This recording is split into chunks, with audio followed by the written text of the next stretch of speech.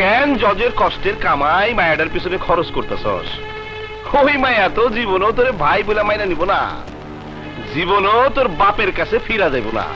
যাবে কি যাবে না আমি বুঝবো, কিন্তু টাকার প্রয়োজন হলে তুমি আমার বোনকে কোথাও বিক্রি করতে পারবে না। বিনিময়ে তুমি যখন যা চাইবে তাই পাবে। ডান ডান, টাকা পাইলি আমি খুশি। কিন্তু আজিম, আজ আমি এমন জায়গায় চুমকির সাথে দেখা করতে চাই যেখানে শুধু থাকবে চুমকি আর আমি।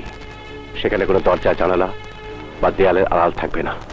ডান ডান, দিলাম, তাও দিলাম। না, তুই চুমকিরিনা পার্কে যা, নিলয় চৌধুরী ওর সাথে ওইখানে দেখা করব।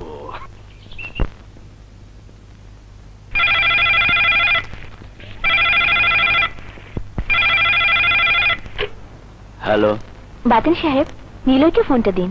জি স্যার তো অফিসে নাই। কোথায় গেছে বলে যায়নি? জি না।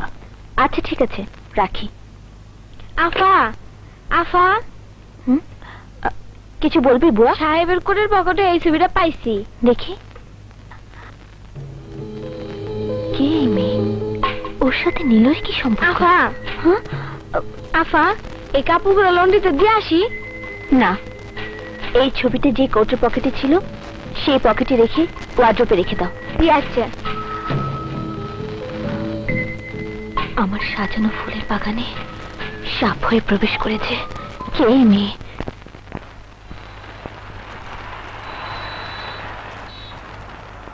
রাগ ভুলে গিয়ে আমার সাথে ভদ্র সমাজে চলে এসো চুমকি। যে হীরার স্থান মাথার তাজে, সেই হীরাকে নর্দমায় মানায় না বোন। আমাদের বাবা যদি কোনো ভুল করে থাকে তাকে ক্ষমা করে দিয়ে তুমি আমার সাথে চলে এসো বোন। জজের মেয়ে হয়ে তুমি কি পাবে ওদের কাছ থেকে? ওদের না আছে শিক্ষা, না আছে কোনো সামাজিক মর্যাদা। ওরা চেনে শুধু মেয়ে মানুষের দেহ আর টাকা।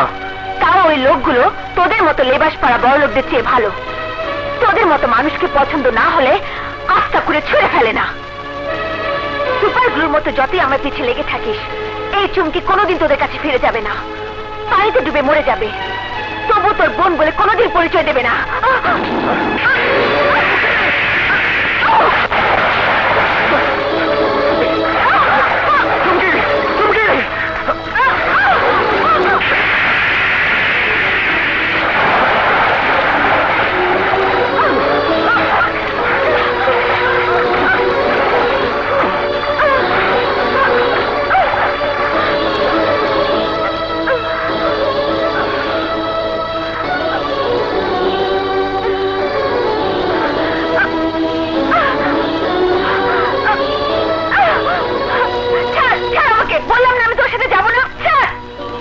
চুমকি, আমার কথা শোনো। না, কোনো কথা শোনার প্রয়োজন আমার নেই। চুমকি, কথা শোনো। না, যারা আমার মায়ের নামটাকে বদনাম বানিয়েছে তাদের কোনো কথাই আমি শুনবো না। তোরা আমার মায়ের জীবনটাকে নষ্ট করেছিস, আজ তোরা আমার জীবনটাকে নষ্ট করে দিতে চাইছিস।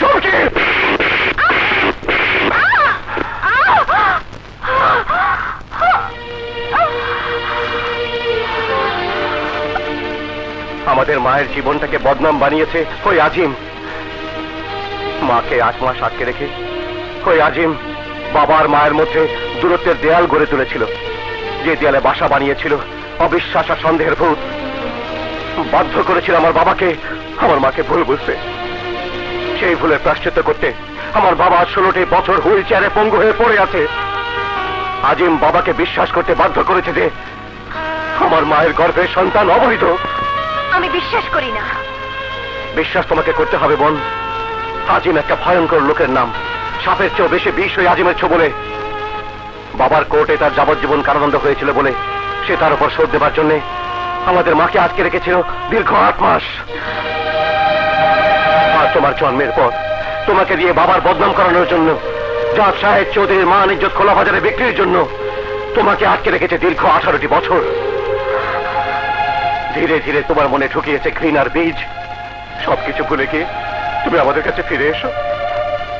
আমি তোমার কাছে 2 হাত জোর করে প্রার্থনা করছি চমকি, ক্ষমা করে দাও আমার বাবাকে। বিশ্বাস করো, আমার বাবার কোনো দোষ নেই। সব দোষ হয় আজিমের। একটা বাজে মানুষের বাজে মনের নোংরা প্রতিশোধ দেবার স্পৃহাকে তুমি বাস্তবে রূপ নিতে দিও না বোন। আমার চোখে চোখ রেখে দেখো বোন, সেখানে ঘৃণা নয়, তোমার জন্য অপেক্ষা করছে ভাইয়ের আদর, ভাইয়ের মমতা। আমার বুকে ফিরে এসো বোন, ফিরে এসো। ভাইয়া, ভাইয়া,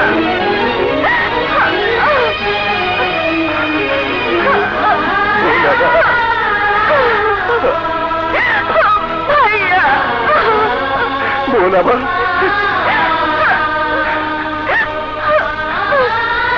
আমাকে বাবার কাছে নিয়ে চলো ভাইয়া, আমি বাবার কাছে যাব। চল।